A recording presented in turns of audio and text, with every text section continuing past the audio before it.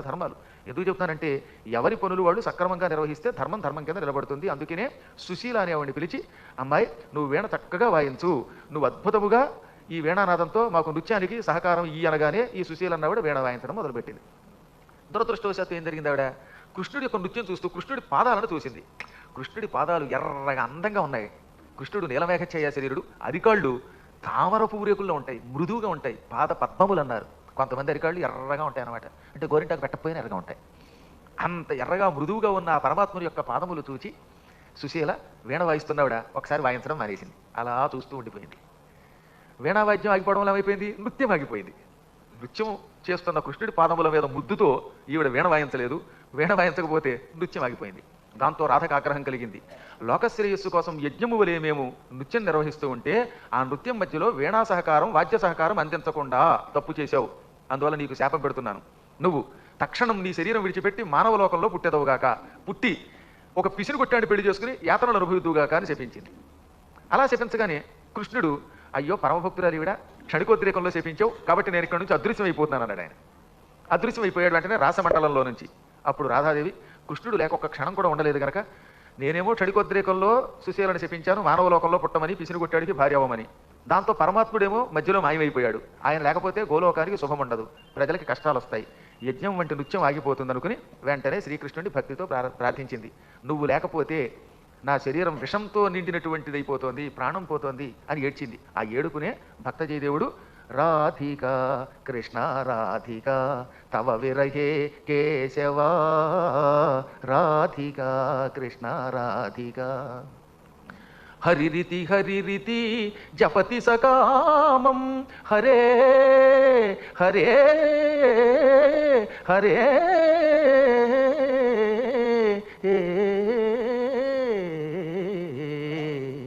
హరిరితి హరిరితి జపతి సకామం విరహ విహిత మరణేన నికామం శ్రీజయదేవ భణితమితి గీతం సుఖయతు కేశవాపదముపనీతం.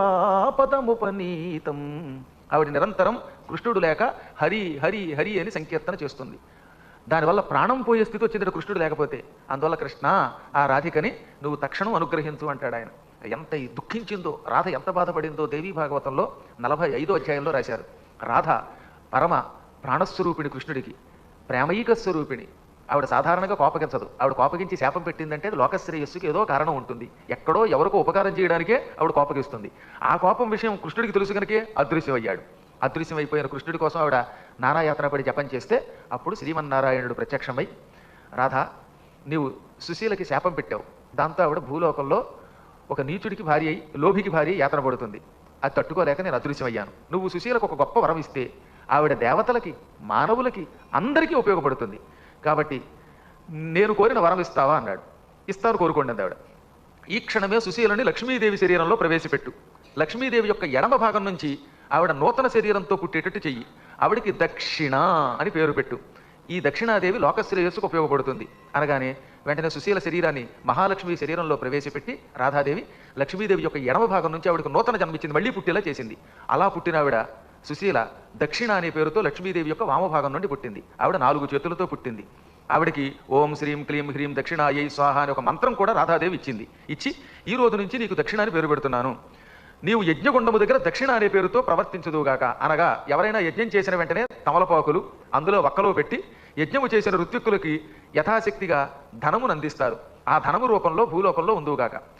నీవే యజ్ఞంలో దక్షిణవి, అర్చనలలో దక్షిణవి, మానవులలో సామర్థ్యంగా ఉందుగాక అని వరం ఇచ్చింది.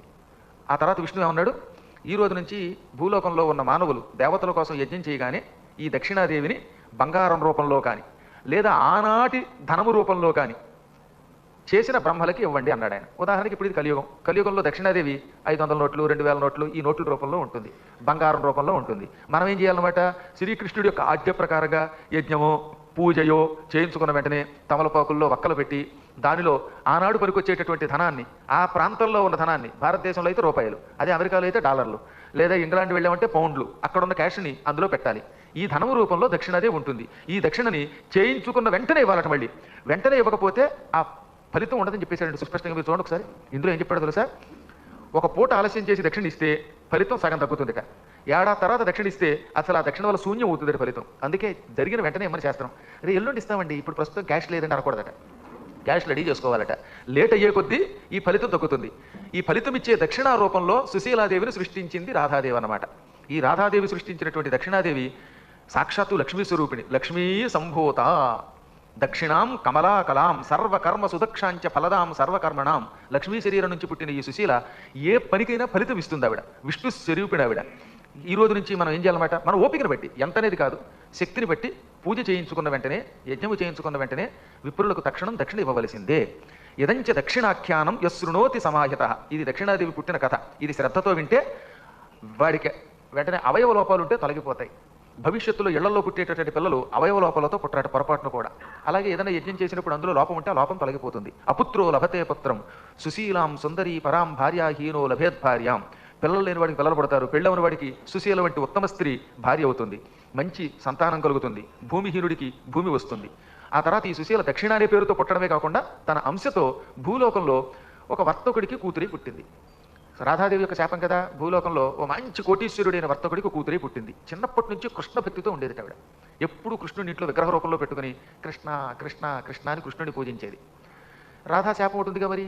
ఆవిడికి 18 ఏళ్ళు నిండాక తల్లిదండ్రులు, ఇది ఇంత కోటీశ్వరులు, ఇంత భక్తులు, వాళ్ళు దాతలు, అసలు ఆ ఇంట్లో పిసిరిగొట్టుతనం ఉండేది కదట. ఎప్పుడు దాతృత్వం తప్ప మరొకటి ఉండేది కాదట. అసలు పూర్వకాలంలో వైశ్యుల వల్లే ఈ భూమండలంలో చాలా వరకు ధర్మం నిలబడింది అని భాగవతం కూడా చెప్పింది. అలాంటి ఉత్తమ వంశం వాళ్ళది. ఆ వంశంలో పుట్టినవాడికి కర్మయోగం వల్ల ఓ పిసిరిగొట్టాడు, భర్తగా దొరికాడు. చెప్పానుగా కర్మయోగం. రాధాశాపం అనుభవించవలసి వచ్చింది. భర్త ఎటువంటి వాడు, ఇంట్లో అన్నం వండడానికి కూడా బియ్యం కింద లెక్క పెట్టి ఇచ్చేవాడు.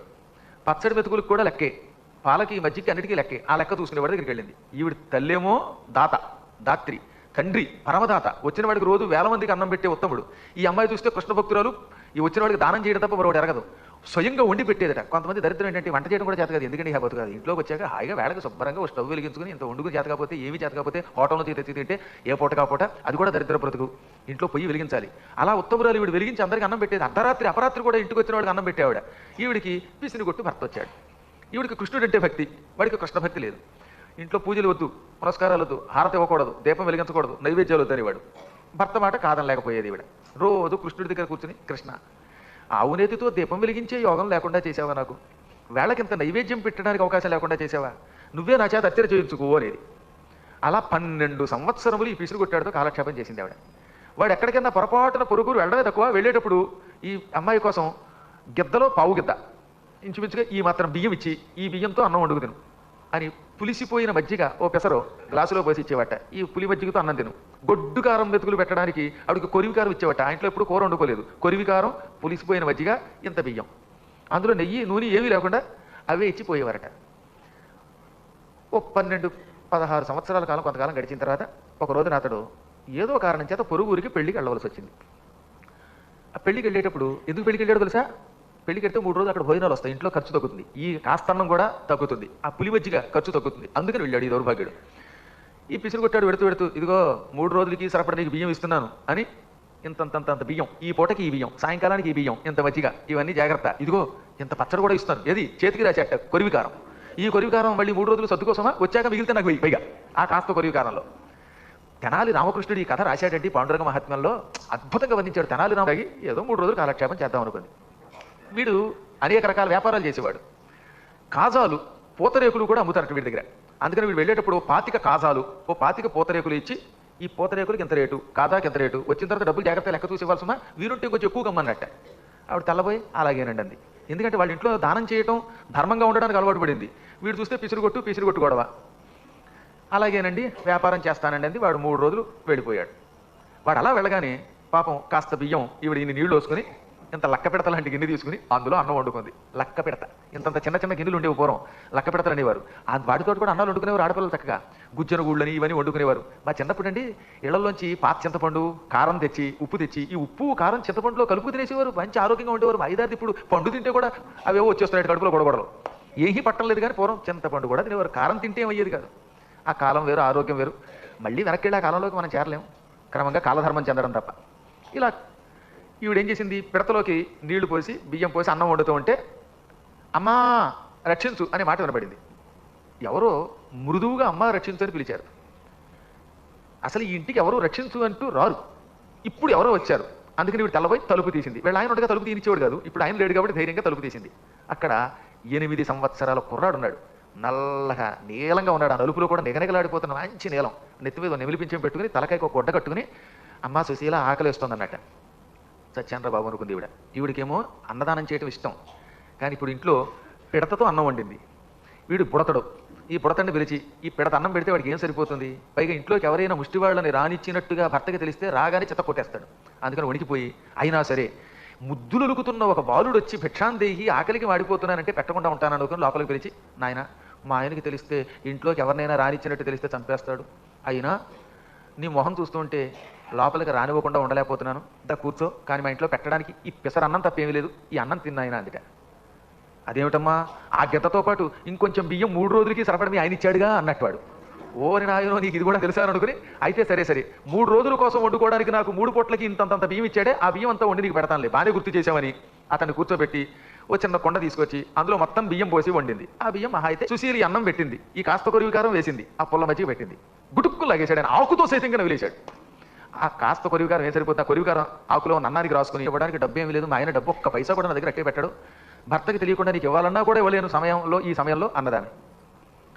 సుశీల దక్షిణ ఇవ్వడానికి నీ దగ్గర ఏమీ లేదా, నిజంగా ఏమీ లేదా, ఒక్కసారి ఆలోచించంటే మంగళసూత్రం తప్పేముందా, మంగళసూత్రం ఇవ్వకూడదు కదా అంది. నీ చేతి వేలుకి ఒక ఉంగరం ఉంది, ఈ ఉంగరం పెళ్లి సమయంలో మీ నాన్నగారు పెట్టారు, అది వజ్రపుట ఉంగరం, ఆ ఉంగరం ఇచ్చే దక్షిణగా అన్నట్టు కుర్రాడు. అప్పుడు చూసుకుంది ఆవిడ నిజంగానే ఆవిడ వేలుకు ఒక ఉంగరం ఉంది, అది మంచి ఖరీదైన బంగారు ఉంగరం, అది వజ్రాలు తాపడం చేయబడిన ఉంగరం. ఈ ఉంగరం నీకు ఇస్తే మా ఆయన రాగానే శిరశ్ఛేదం చేస్తాడు, నా బతుకు బంగారం అయిపోతుంది, అయినా దక్షిణ లేకుండా వెళ్ళనంటున్నావు, అతిథి దక్షిణ అడిగితే ఇవ్వడం కర్తవ్యం అని వెంటనే ఆవిడ లోపల నుంచి తమలపాకులు లేవు 2 దొడ్లో, అందుకని 2 దర్భలు దొడ్లో ఉన్నటువంటి కడిమి చెట్టు ఆకులు పట్టుకొచ్చి అందులో ఉంగరం పెట్టి నీ చేతిలో పెడుతున్నాను, ఇంకా తొందరగా వెళ్ళిపో, నా ప్రాణం పోయినా పర్వాలా కానీ నీ ప్రాణం పోకూడదు, మా ఆయన నిన్ను చూశాడంటే నిన్ను చంపి ఉంగరం లాక్కుంటాడు, వెళ్ళిరా నాయన అందుక. ఆయన నవ్వుకుంటూ వెళ్ళిపోయాడు. ఇంత దక్షిణ ఎవరిస్తారు నాకు, నువ్వు ఇచ్చావు, నువ్వు నిజంగా దక్షిణ స్వరూపిడివే అని పొగిడి వెళ్ళిపోయాట. పొగడమన్నారు కదా అతని, అందుకని పొగిడి మరి వెళ్ళిపోయాడు ఉంగరం పుచ్చుకుని. ఆయన వెళ్ళిపోయాక ఇంకా ఆ రోజు మరునాడు కేవలం దొడ్లో ఉన్న పుల్ల గోంగూర ఆకులు తింటూ బతికింది ఆవిడ. పాపం తిండి లేదు, కేవలం ఆకులు దొడ్లో, అదృష్టవశాత్తు గోంగూర ఉంది, గోంగూర ఆకులు తిని బతికింది. 3వ రోజు సాయంకాలం వేళకి భర్తగారు వచ్చారు. ఏమైనా మిగిల్చావో కొరివికారం అంటే ఏం మిగులుతుందండి అందుక, ఇలా కాస్త కొరివికారం, కొన్ని మజ్జిగ అయిపోయింది, బియ్యం మిగిలాయా అయిపోయాయి, ఇంత తిండిపోతువేమిటే నువ్వు, మొత్తం బియ్యం తినేసావా, పులి మజ్జిగంతా తాగేసావా, కారం అంతా తినేసావా, నాకు ఆకలి మండిపోతుంది, పెళ్లి భోజనం వాళ్ళు అంత బాగా పెట్టలా, పిసురు కొట్టాడు అనుకుంటారు, వీడు చెప్పడం పెళ్లి వాళ్ళు పిసురు కొట్టాడు అనుకుంటారు, రిటర్న్ జర్నీలో నాకేం భోజనం పెట్టలేదు. మహానుభావులు అలాంటి పిసురు కొట్టేవాళ్ళు ఉంటారు. ఒక్కడి వీకెట్టాడు కోపంతో, అంటే ఆకలి మాడిపోతున్నాడు, ఆ పిసురు కొట్టాడు, కోపం వచ్చింది. ఆ కోపంలో కొడుతున్నప్పుడు చూశాడు వేలుకు ఉంగరం లేదు. ఈ కర్మయోగాలన్నీ ఒకేసారి వచ్చినట్టుగా ఆవిడ దెబ్బలు తింటూ ఉండగా చెయ్యి చూశాడు, చేతికి ఉంగరం కనపడలేదు. ఏమేమి ఉంగరం ఏదేవో పుట్టింటి వారు పెట్టిన ఉంగరం అన్నాడు. ఉంగరం అండి, వంట చేస్తున్నప్పుడు కుండలో పడిపోయినట్టుందండి అంది ఆవిడ. తక్షణం ఉంగరం పట్టుకురా, 2 నిమిషములలో ఆ ఉంగరం ఎక్కడుందో వెతికి పట్టుకురాకపోయావా పీక్ కోసేస్తాను, బుర్ర బద్దలు కొట్టేస్తాను, పట్టుకురా, సరే బంగారం లాంటి బంగారంలో వజ్రం లాంటి వజ్రాలు పట్టుకురా అన్నట్ట. ఇక ఆవిడ లోపలికి వెళ్ళింది. ఈ పూతరేకులు కుర్రాడికి పెట్టాను, కాజాలు బాలుడికి పెట్టాను, వాడు ఉంగరం దక్షిణగా పట్టుకెళ్ళాడు. ఇప్పుడు భర్త ఏమో ఈ క్షణంలోనే చూశాడు, ఉంగరం తెమ్మంటున్నాడు, తేకపోతే చంపుతాడు, ఏం చెయ్యాలి ఇప్పుడు, అసత్యం వాడు ఎంతసేపు తప్పించుకుంటాం అనుకుని ఇంకొక నిర్ణయానికి వచ్చేసింది. ఆవిడ పుట్టింటి వారు కాపురానికి వచ్చే ముందు ఏమైనా సరే నువ్వు పుట్టింటికి తిరిగి రావద్దు, అంతగా అవసరమైతే చచ్చిపోని విషయం ఇచ్చి పంపారు. పూర్వకాలంలో అలా పంపేవారు, ఆడవాళ్ళని పుట్టింటికి పంపి ఉన్న గిన్నె తవ్వి తీసుకొచ్చింది. ఆ విషయాన్ని నీళ్లలో కలుపుకుంది. ఒక పెద్ద లోటా తీసుకుని లోటాలో నీళ్లు పోసుకొని అందులో విషం కలుపుకొని, నేను నిరంతరం శ్రీకృష్ణ భక్తురాల్ని, బాల్యం నుంచి కృష్ణుడే ప్రేమించాను, కృష్ణుడే జగద్గురు, ఆయనే నాకు దిక్కు అనుకున్నాను, కానీ దురదృష్టవశాత్తు మధ్యలో ఈ భర్త తగిలాడు. ఇప్పుడు ఈ పిసిరుగొట్టువాడు ఉంగరం ఎక్కడుంది అని అడుగుతున్నాడు. ఆ ఉంగరం అతనికి ఇప్పుడు పట్టుకొచ్చి ఇవ్వలేను, కాబట్టి విషం తాగి చచ్చిపోతున్నాను, ఆత్మహత్యా పాపం నన్ను అంటకుండా చూడు కృష్ణ కృష్ణ కృష్ణ అనుకుంటూ ఆ నీళ్లు తాగబోతూ ఉండగా ఆ నీళ్లలో డబడబడబడ శబ్దం అయిందిట. ఏమిటా చూస్తే అందులో గిర్రం తిరుగుతూ ఉంగరం కనపడింది. ఆవిడికి మతిపోయింది, ఇదేమిటి నీళ్లలోకి విషం ఉన్న నీళ్లలోకి ఉంగరం అలా వచ్చింది అంటూ ఉండగా అప్పుడు ఆ గదిలో మహాకాంతితో నీలమేఘఛాయా శరీరుడు శ్రీకృష్ణ పరమాత్మ దర్శనమిచ్చాడు. ఓ పుణ్యశీల సుశీల, నువ్వు గోలోకంలో ఉండేటటువంటి రాధాదేవి చెలికెత్తవి, ఆ తర్వాత దక్షిణ అనే పేరుతో యజ్ఞానికి అధిష్టాన దేవతవయ్యావు. నీవు ఆనాడు రాధాదేవి యొక్క శాపం వల్ల ఈ భూలోకంలో మానవ స్త్రీగా పుట్టావు. ఇంతకాలం నిన్ను బాధ పెట్టాడే ఈ పిసిరు కొట్టాడు, వాడు నిజానికి పిసిరు కొట్టాడు కాదు, సుధాముడు అనే పేరుతో ఉండే నా చెరికాడు నిన్ను పరీక్షించడానికి వాడినే నేను పంపాను. నిజానికి వాడు పిసిరు కొట్టు కాదు, ఈ చావు దెబ్బలు కొట్టినవాడు కాదు, ఇదంతా కృష్ణుడి యొక్క నాటకం. ఈవిడికి పిసిరు కొట్టు భర్త అవ్వాలని, కష్టాలు అనుభవించాలని రాధాదేవి శాపం పెట్టింది కదా. ఈ శాపాన్ని ఎవరో మానవుని ద్వారా కాకుండా భగవంతుడు ఏం చేశాడనమాట, తన చెలికాడు సుధాముడిని పంపాట. సుధాముడికి భార్యం చేశాడు. ఆ సుధాముడి నేను పరీక్షించాడు. అదిగో చూడు, ఇంతసేపు నేను కొట్టినవాడు ఎవడనుకుంటావు, వాడే నా చెలికాడనగానే ఎదురుగుండా ఉన్నవాడు కాస్త సుధాముడిగా మారిపోయాడు. ఈ సుశీల కాస్త శాప విముక్తి మళ్ళీ సుశీలగా మారిపోయింది. అమ్మాయి, నువ్వు దక్షిణాదేవి, అందుకే నీ దగ్గర దక్షిణ పుచ్చుకున్నాను. చిన్న పొరపాటుకి మానవ లోకంలో పుట్టావు. కారణ జన్మలు కొంతమంది ఒక్కొక్కప్పుడు స్త్రీలై పుడతారట మానవ జన్మలో. ఈ మానవ జన్మలో వాళ్ళు ఏం చేస్తారనమాట, ఆ గురు పరీక్షలు ఎదుర్కొంటారు. పరీక్షలు ఎదుర్కొని ఆ పరీక్షలో నెగ్గి చివరికి కైవల్యం పొందుతారు అని సుశీలని తిరిగి గోలోకానికి పట్టుకుపోయాడు ఆయన. ఆ సుశీల యొక్క వృత్తాంతం, దక్షిణాదేవి యొక్క వృత్తాంతం, ఈ రెండింటినీ కూడా భక్తి శ్రద్ధలతో ఉన్నటువంటి వాళ్ళకి మానవ లోకంలో ఉండే అనేక సంకటములు తొలగిపోతాయిట. సుస్పష్టంగా చెప్పారు. సంకటే బంధు విచ్ఛేదే విపత్తౌ బంధనే తథా మాసమేకమిదం శ్రుత్వా ముచ్యతే నాత్ర సంశయ. మానవులకు ఎప్పుడో ఒకప్పుడు కష్టాలు వస్తాయి. అలాంటి సంకటములు వచ్చినప్పుడు, బంధు విచ్ఛేదే, బంధువుల మధ్యలో తగాదాలు వచ్చినప్పుడు, ఈ బంధువులకి మధ్యలో తగాదాలు ఎప్పుడు వస్తాయో మనకు తెలియదు కదా. ఏ క్షణంలో ఎవరికి ఎలాంటి తగాదాలు వస్తాయి. ఒక్కొక్కసారి ఎంతో ఆత్మీయులు అనుకున్న వాళ్ళు కూడా కొట్టుకుంటూ ఉంటారు. దానికి కొన్ని కారణాలు ఉంటాయి. ఆ పక్కన ఉన్న వాళ్ళకు తిన్నగా ఉంటారండి. పాప ఆ మధ్యన ఓ పీఠంలో వంట చేయడానికి ఒక ఆవిడ వచ్చింది. ఆవిడ బంధనే జైలు పాలైనప్పుడు మాసమేక విధమ సృత్వ, ఈ సుశీల యొక్క కథ, దక్షిణాదేవి యొక్క కథ ఒక్క నెలల పాటు రోజు వినండి. ఎలాగో దేవుడి దేవాలి రికార్డు అవుతుంది. ఒక నెలల పాటు ఈ కథ రోజు వినండి కాసేపు కూర్చుని. అప్పుడు అందులోంచి ముచ్యతే విముక్తి పొందుతారు నాత్ర సంశయ, there is no doubt in it అన్నాడు ఆయన.